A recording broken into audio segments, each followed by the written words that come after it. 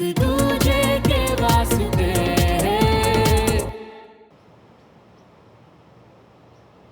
वैसे मुझे तुमसे एक और बात कहनी थी। ओ नो, क्या बोलने वाली है? ड्रेस? सरप्राइज?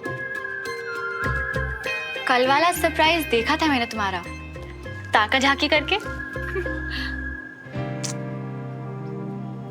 पता है मुझे, उसके लिए ना मैं दिल से माफी मांगना चाहता हूँ तुमसे। सॉरी? क्यों? वो एक्चुअली कंचा ने मुझे बताया कि तुम्हें ऐसा लगा कि वो ड्रेस और सरप्राइज ना तुम्हारे लिए था। नहीं श्रवण, मुझे कोई ड्रेस वैस नहीं चाहिए थी, और वो सरप्राइज तो सच में बहुत ही अच्छा। मतलब तुम्हें कितना प्यार करते हो तुम अपने परिवार से, अपनी मम्मी से। ये देखकर मुझे बहुत अच्छा लगा श्रवण। कितनी कदर है तुम्हें रिश्तों की, अपनों की। Thanks Sumo. एक और बात बोलूं, आज हमारे पापाओं को देखकर मुझे रियलाइज हुआ कि कितनी स्पेशल है उनकी फ्रेंडशिप। चाहे कुछ भी हो जाए ना, वो एक दूसरे का साथ कभी नहीं छोड़ते। और अगर कुछ हो जाने पर साथ छूट जाए तो दोस्ती कैसी? इसीलिए ऐसी स्पेशल फ्रेंडशिप मुझे अपनी लाइफ में भी चाहिए, और ऐसा खास दोस्त मुझे तुम में दिखता है श्रवण। एक दूजे के वास्ते, एक दूजे स्पेशली जो तुम्हारी कल वाली साइड देखी उसके बाद। के वास्ते, एक दूजे। सच्ची सुमो? मतलब हमारी भी फॉरएवर वाली दोस्ती होगी? हो सकते हैं क्या?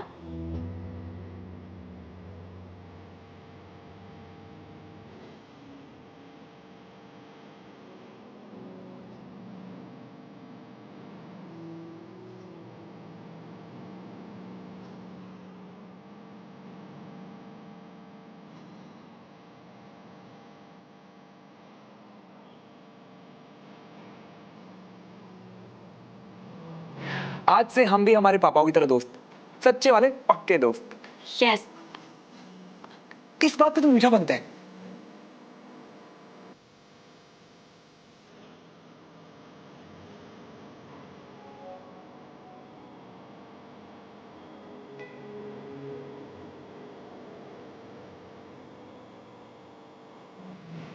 ओ तेरी, माफ कर दो। अब से दोस्ती डन, और ये सॉरी सॉरी का खेल बंद। ओके? फिर तो केक बनता है।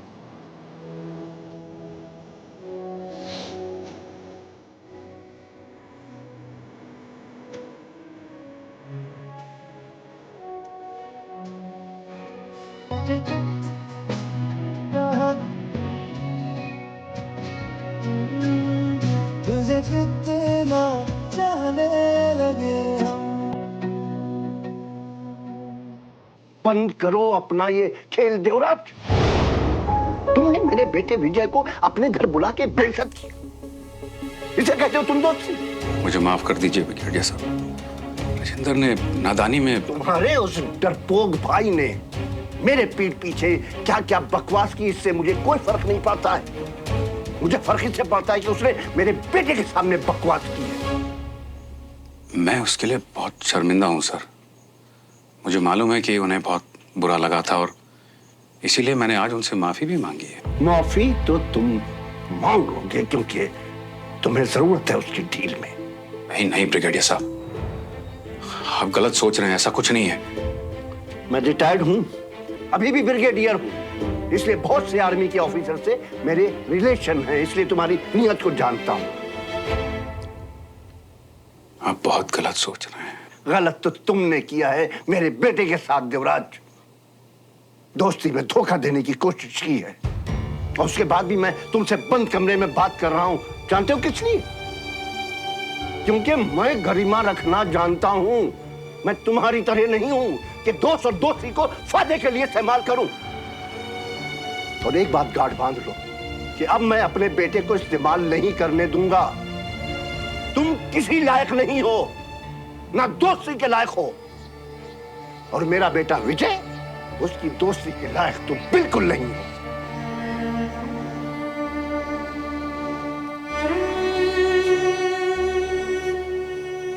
और ये बात याद रखना।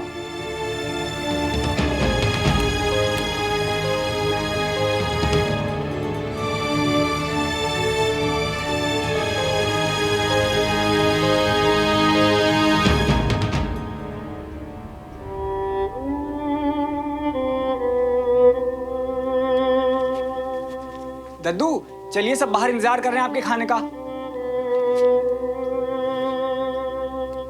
दद्दू आपकी तबीयत ठीक ना हो तो कुछ हल्का बना के आपके लिए यहीं ले आऊं?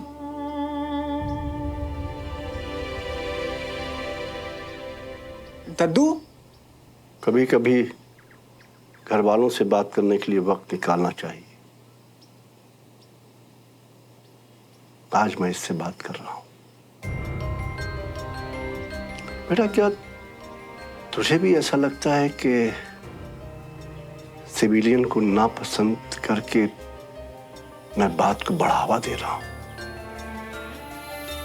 दबे सुबह ही सही, पर लोग वजह तो पूछते हैं, है ना डब्लू? वो जाके कह दे मैं आ रहा हूं।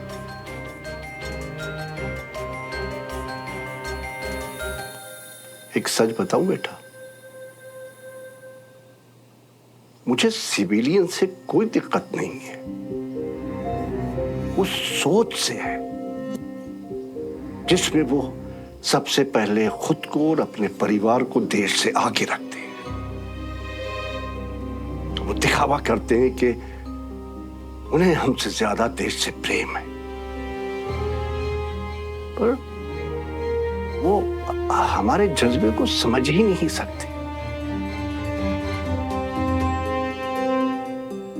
तेरी मां की तरह हर बात में झगड़ना कि मेरे हिस्से का वक्त, प्यार, वफादारी सब कुछ देश को दे दिया।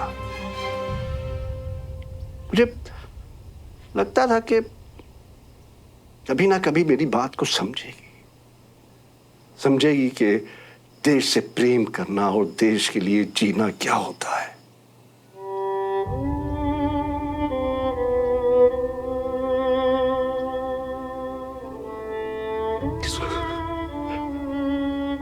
पर वो घर और परिवार को छोड़कर चली गई।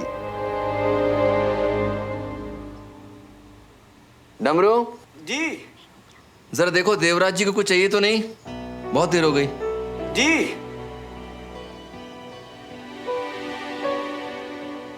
मैं एक बेटे से मां की शिकायत नहीं कर रहा हूं। मैं बताना चाहता हूं कि एक बाप क्या महसूस करता है जब बचपन में मेरे बेटे ने कहा कि वो आर्मी ज्वाइन करके देश की रक्षा करना चाहता है। I was so proud of you Vinod. पर तुम्हारी मां वो सोचती थी कि मैं तुम्हें अपनी तरह बनाने की कोशिश कर रहा हूं, एक ना एक दिन मैं तुम्हें उससे दूर कर दूंगा। पर ऐसा तो नहीं था ना विनोद। पर मैं वो एक दूसरे को अभी समझ ही नहीं सके। और इस सब में जानते हो सबसे ज्यादा मुझे अफसोस किस बात का है? उसके चले जाने के बाद तुम्हें हॉस्टल भेजना पड़ा। कभी हम साथ वक्त ही नहीं गुजार पाए, कभी हॉस्टल, कभी एनडीए। सोचा था रिटायर होने के बाद बाप बेटे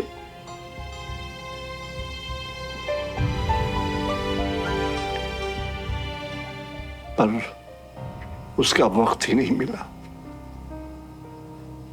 मेरा बहादुर बेटा देश पे शहीद हूं।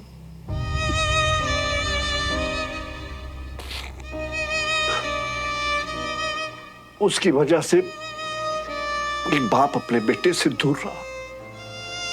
तुम्हारी मां, उसने हर चीज में हमेशा पहले अपने को चुना। मुझे इस सोच पे गुस्सा आता था, बहुत गुस्सा आता था। और यही सोच मैं देवराज और उसके परिवार में देखता हूं। वो दिखावा करते हैं कि वो हमारी तरह है, लेकिन मैं जानता हूं कि वो सबसे ज्यादा अपने को प्यार करते हैं। इसलिए जानता हूं क्योंकि वो अपने फायदे के लिए हमारे विजय का इस्तेमाल करना चाहते हैं। हमारा विजय उन्हें अपना दोस्त मानता है, लेकिन वो अपने कारोबार को बढ़ाना चाहते हैं।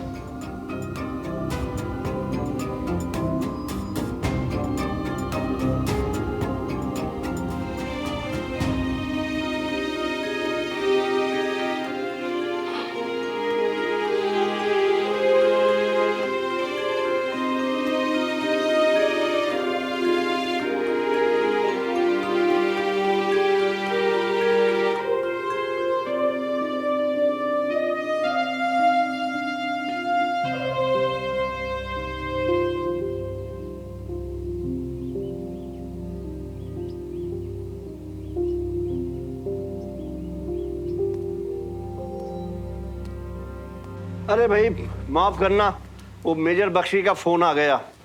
अब तुम तो जानते हो कि एक बार वो शुरू हुआ तो रुकने का नाम नहीं लेता। पापा आज आपका बहुत खास दिन है, तो लोग आपको मुबारकबाद देने के लिए फोन तो करेंगे ही ना। ये मेरे खास दिन पे केक को क्या हुआ है?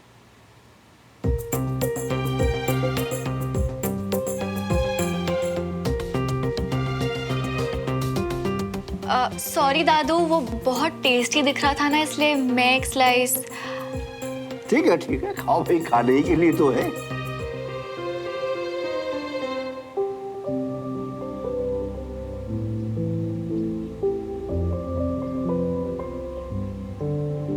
बाबूजी को देख के लग ही नहीं रहा है कि कुछ हुआ भी है। इतना गुस्सा करने के बाद अचानक इतनी शांत।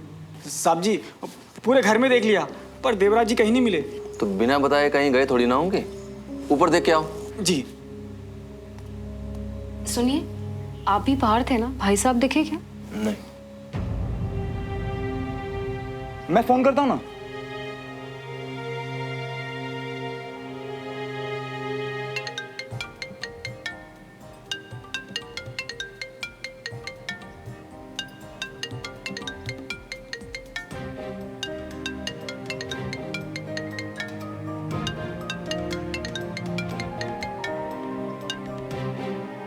आशाबन, पापा आप किधर हो?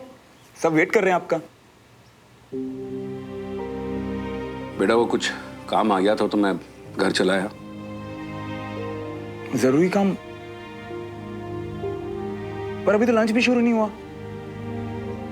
आप लोग खाना खा लो बेटा, मुझे भूख नहीं है।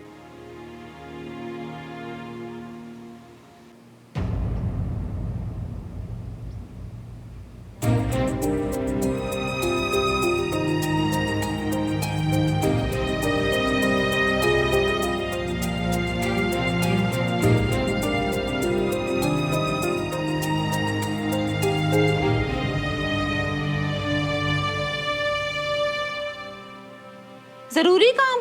अचानक जरूरी काम?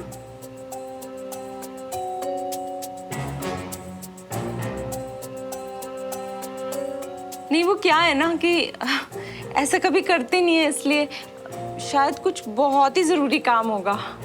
अरे भाई कोई बात नहीं, अब देवराज होता तो और भी ज्यादा अच्छा लगता, पर अब एक आदमी की वजह से जश्न तो नहीं रोक सकती ना। पापा आपने इतनी मेहनत से सबके लिए इतनी सारी चीजें बनाई हैं। अरे मेहनत बेकार थोड़ी जाएगी। रे बीना। जी बाबूजी। भाई इन लोग के जाते वक्त देवराज के लिए खाना अच्छे से पैक करके दे देना, हाँ? और फिर देवराज भूखा तो नहीं रहेगा ना, क्यों बीना? जी बिना। जी बाबूजी। अरे भाई चलो, जैसे सब खुश थे वैसे खुश हो जाओ। जल्दी से आ जाओ, तुम लोग भी आओ। चलो केक काटते, चलो आओ।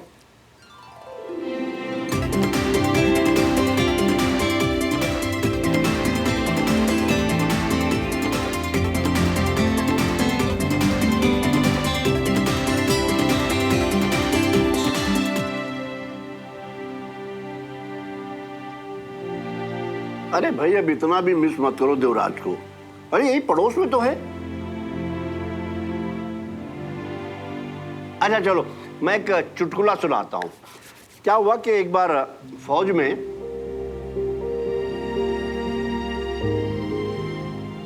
पापा का दिल दुख रहा होगा, पर खुद को भुला के बाकी सबका मूड अच्छा करने में लगे हुए हैं।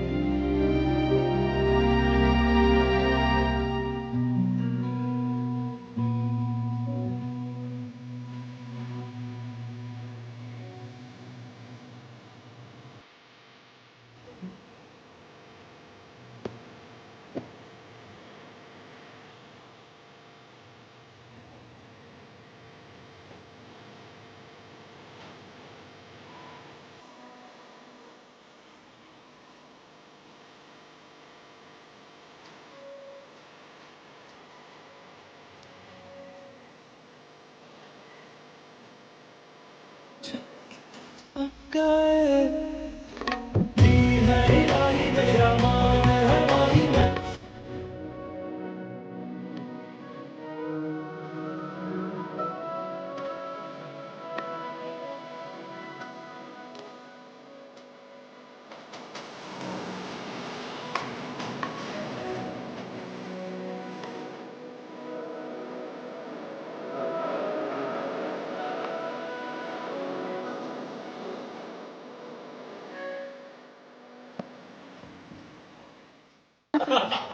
थोड़ा सोचना चाहिए था देवराज को। मेरे पापा हैं, हम सबसे बड़े हैं, कम से कम उनकी इज्जत की खातिर। आप लीजिए ना।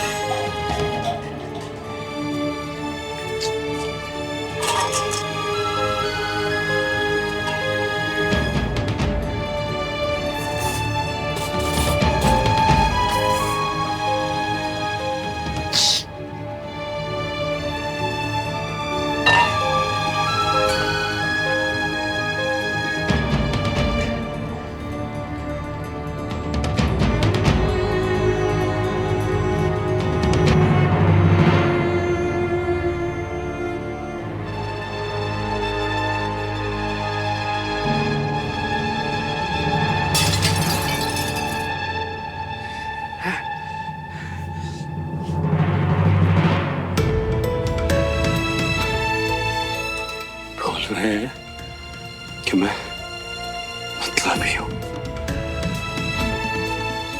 दोस्ती के लायक नहीं हूं।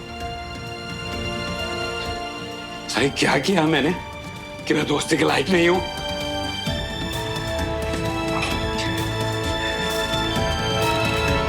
आई रियली होप कि तुम बोर नहीं हुई। नहीं नहीं, सच में बहुत मजा आया। Thank you for coming.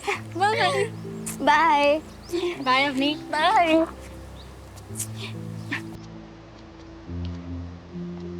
Bye bye.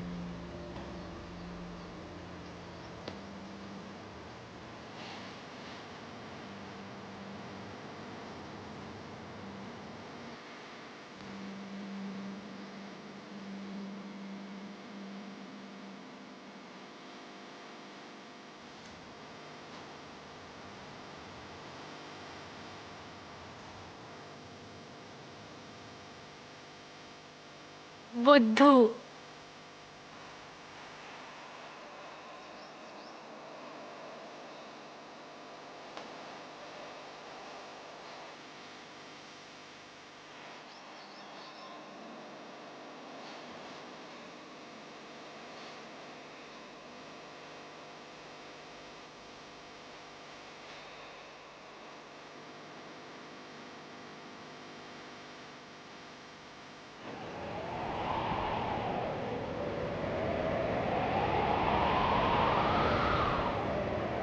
सच्चियां मोहब्बत